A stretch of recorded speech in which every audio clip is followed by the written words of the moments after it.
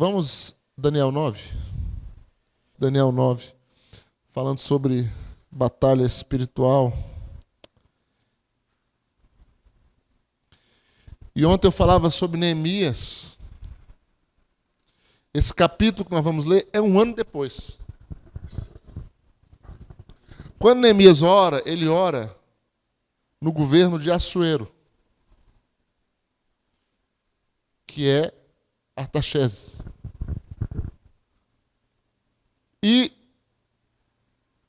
ele morre, tudo indica que ele morre, e Dario assume.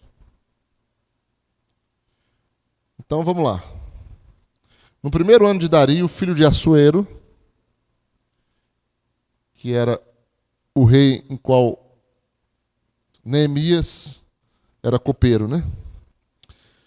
Da linhagem dos Medos, o qual foi constituído rei sobre o reino dos caldeus.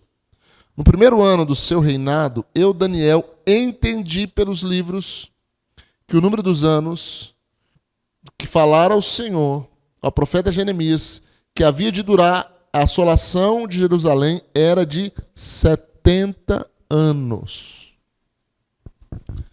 Jeremias profetizou um cativeiro na Babilônia de 70 anos. Esse cativeiro estava encerrando agora.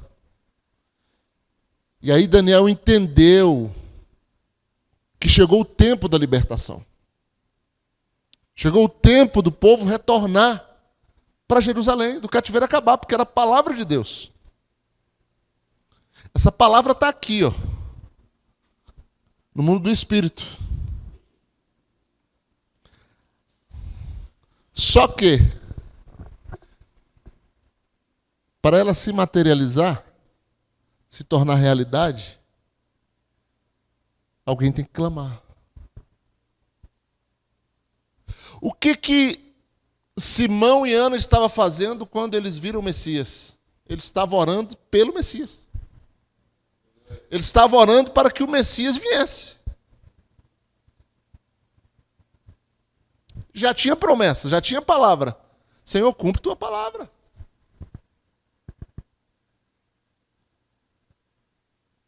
Já tinha palavra com data. Mas Daniel entendeu que se ele não buscasse a Deus, que coisa, né? Mesmo um decreto de Deus estaria impedido de se cumprir se não houvesse a intercessão para trazer a existência. A oração é que traz a existência, aquilo que a palavra do Senhor tem para nossas vidas. Seja cura, libertação. Então, voltei o rosto ao Senhor, versículo 3, para buscar com oração, súplicas, jejum e pano de saco e cinza. Voltei o meu rosto ao Senhor para buscar com oração, súplica, jejum.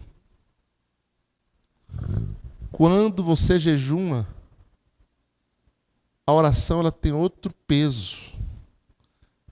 Ela triplica no peso. 3 vezes mais. Quando você jejuma. Ele diz, voltei-me para buscar o Senhor com jejum, súplicas, pano de saco, humilhação.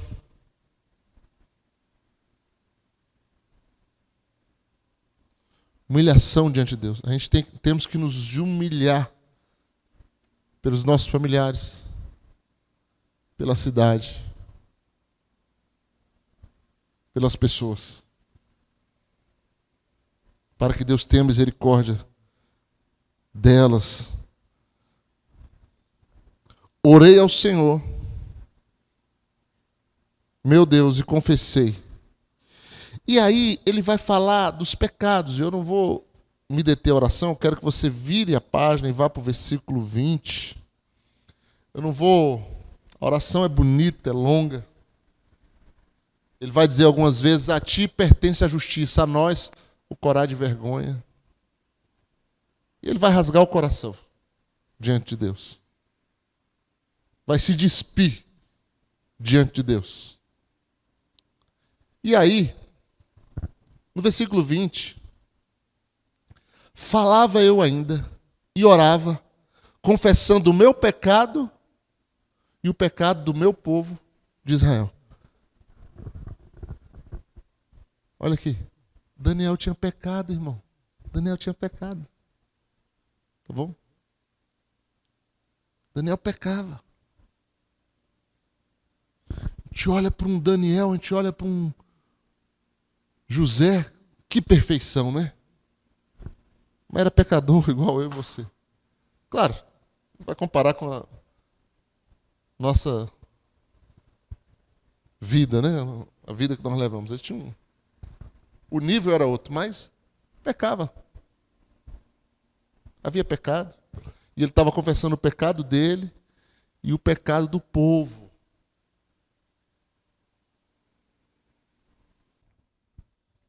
Lançava minha súplica perante a face do Senhor, meu Deus, pelo monte santo do meu Deus. Falava ainda a oração,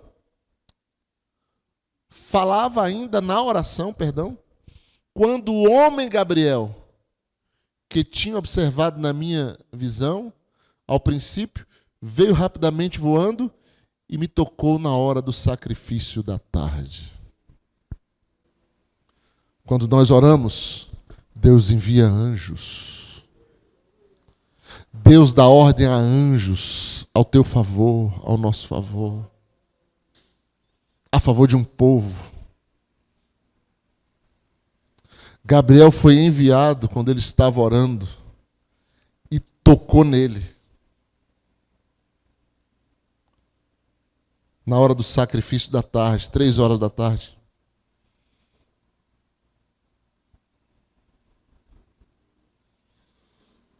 Vamos agora para o capítulo 10, porque agora ele vai falar de uma visão. Olha só que interessante. Daniel está intercedendo pelo povo, para a libertação do povo. No meio da oração, Deus dá uma visão para ele de coisas que vão acontecer no futuro.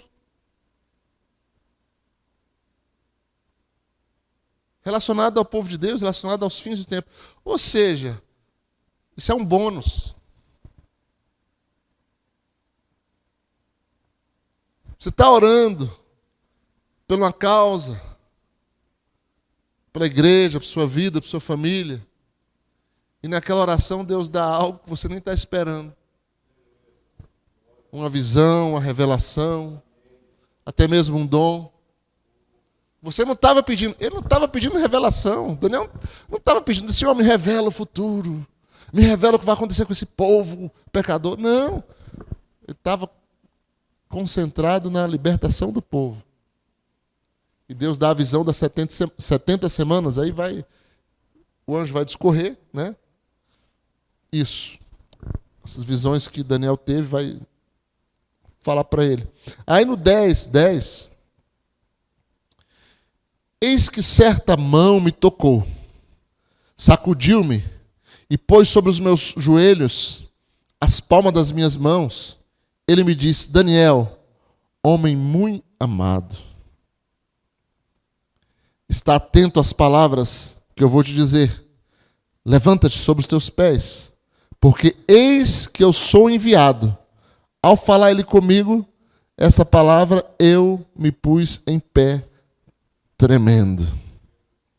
Então me disse, não temas, Daniel, porque desde o primeiro dia em que aplicaste o coração a compreender e a humilhar-te perante o teu Deus, foram ouvidas as tuas palavras, e por causa das tuas palavras é que eu vim. Coisa maravilhosa.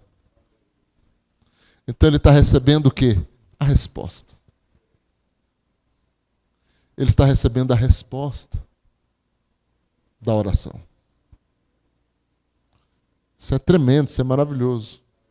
E o anjo toca nele e diz, tu és um homem muito amado. Meu Deus. Hoje, A igreja até força a barra um pouco nisso, né? Que Deus me ama demais, mais que tudo. Me ama, me ama. É um autoconvencimento, assim. Mas Deus mesmo fala isso, através de um anjo, através... Oh, Jesus, isso é forte. Eu cantar até que é bom, né? Faz bem para nossa alma, para nossas emoções, né? Às vezes nos consola mais, né? Mas Deus falar diretamente, tu és um homem amado. Eu fui enviado. E ele, mesmo falando que é amado, tremendo. Tremendo.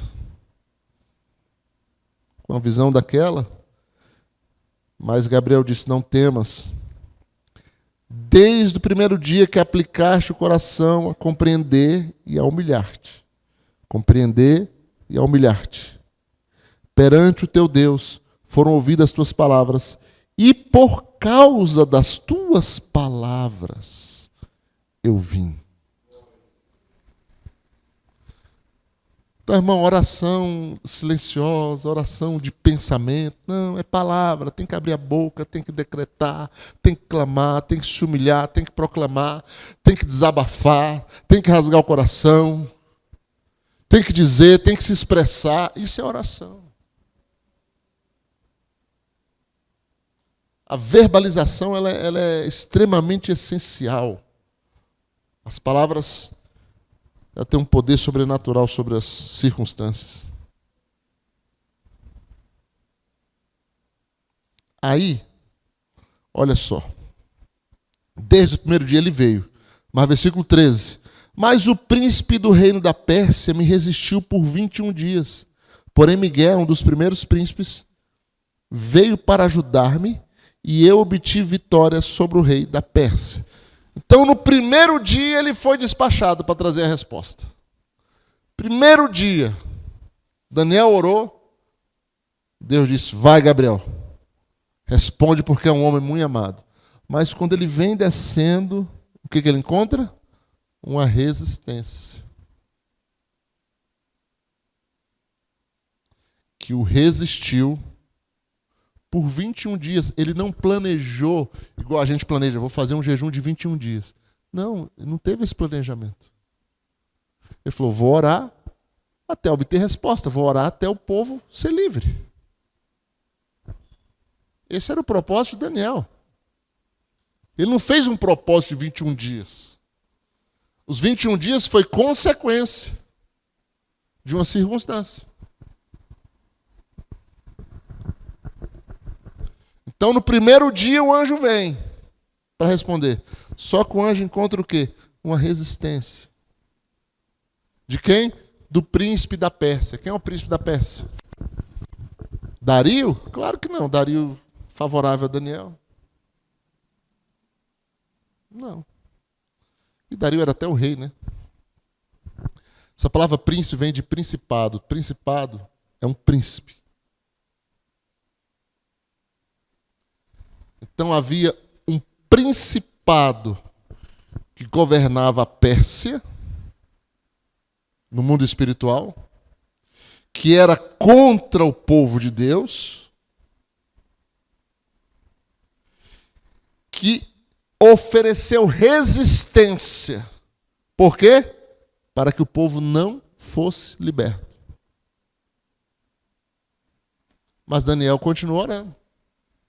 E aí Miguel foi liberado, despachado, para ajudar Gabriel na peleja e a resposta chegar. O principado estava retendo a resposta.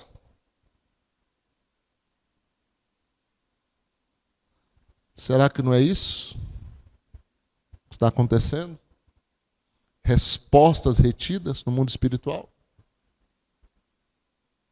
Respostas sendo seguras por principados? Porque a gente não continua na batalha?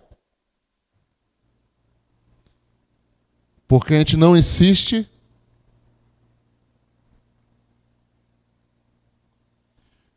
E olha o que ele continua dizendo. Não aqui, mas na frente. Vamos para o verso 20. Mesmo capítulo 10, vai para o 20 agora. E ele diz: sabes que eu vim a ti. Eu tornarei a pelejar contra o príncipe dos persas, e saindo eu, eis que virá o príncipe da Grécia. Ele falou: olha, só que a batalha ainda não terminou ainda. Eu ainda vou voltar a pelejar com ele. Porque ainda é resistência. E depois dele, ainda tem o da Grécia, que é o próximo império a dominar. Babilônico, Medo-Persa, depois grego. Seria o próximo império. O próximo império também não queria que o povo fosse. Porque escravo significa poder, domínio. Todo império tem que dominar sobre as nações, sobre os povos.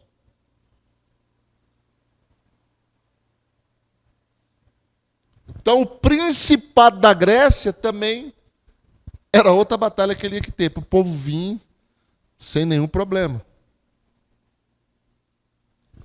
Então, o que isso ensina, irmãos? Isso ensina que a vida dos homens, que a vida na terra, ela é afetada por essas batalhas espirituais que existem nas regiões celestiais. Hoje é uma guerra no Brasil, declarada, aberta, suja muitas vezes, mas ela tem muito a ver com questão espiritual da nação. O impossível pode acontecer se nós orarmos, se nós intercedermos, a coisa vira. Deus levanta quem Ele quer e abate quem Ele quer.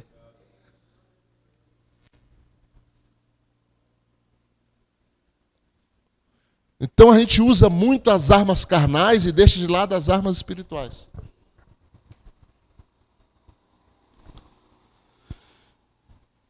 Então o que isso demonstra? Isso demonstra que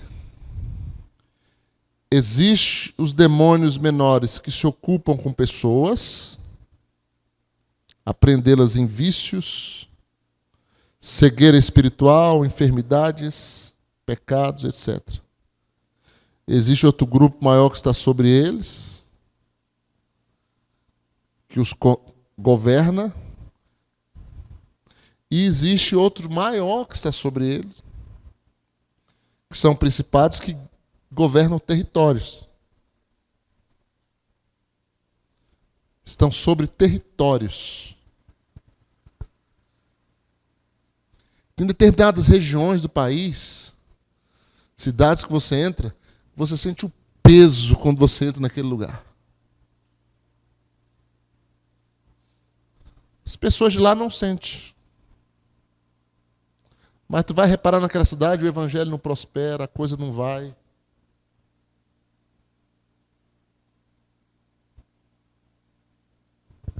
O vício impera, a prostituição impera, o roubo impera.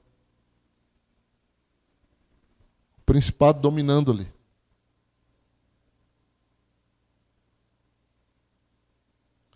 Quando eu orava pela cidade antes de ontem, me veio no meu coração claramente 3 espíritos dominadores. Porque tem ali quando Paulo vai dar a hierarquia, ele fala principados, potestades, dominadores e espíritos nas regiões celestiais, né? Espíritos maus, né? Coisa assim. Dominadores, me veio em São Sebastião, 3 tipos de dominadores: roubo, prostituição e miséria. Roubo, prostituição e miséria. Espíritos dominadores.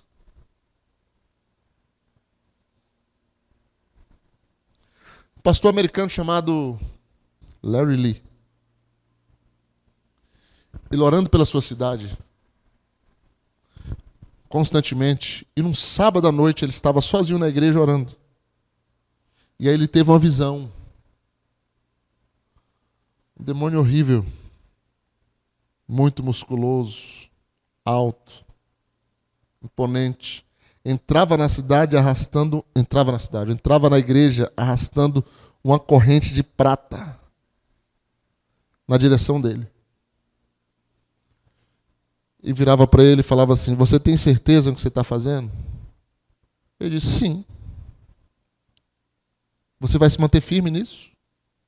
Sim. Essa é a sua última palavra? É. Ele virava as costas, saía, porta fora da igreja, arrastando aquelas correntes. Naquele ano, 3.200 pessoas se converteram só naquela igreja. Porque o principado saiu, foi embora.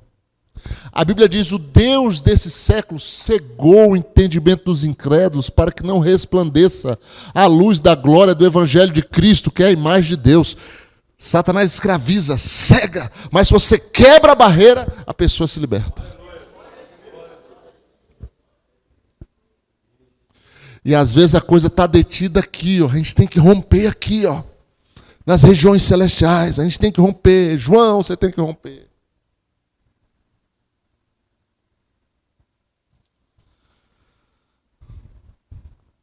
Então Gabriel falou para Daniel o que estava acontecendo. Qual era o problema? Resistência. Desde o primeiro dia eu fui despachado, mas eu fui detido 21 dias. A pessoa sai, digamos no natural, a pessoa sai hoje para chegar hoje mesmo em determinado lugar. E ela demora 21 dias. Aconteceu alguma coisa, certo? Pois é.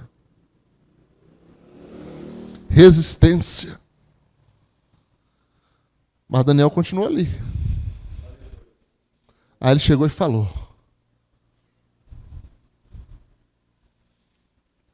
amém? Você está disposto a quebrar a resistência?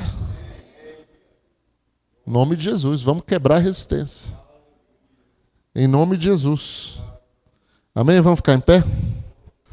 Uma coisa diferente de nós para eles é que a gente está em uma outra dispensação e nós temos armas que Daniel não tinha. Daniel não tinha o nome de Jesus para usar. Daniel não tinha essa nova dispensação de autoridade sobre o reino das trevas. Ele não tinha essa dimensão, nem esse conhecimento, nem essa realidade. Então, só orava e tudo ficou a cargo dos anjos. Nós não, nós temos autoridade. Então, nós temos essa vantagem. Amém?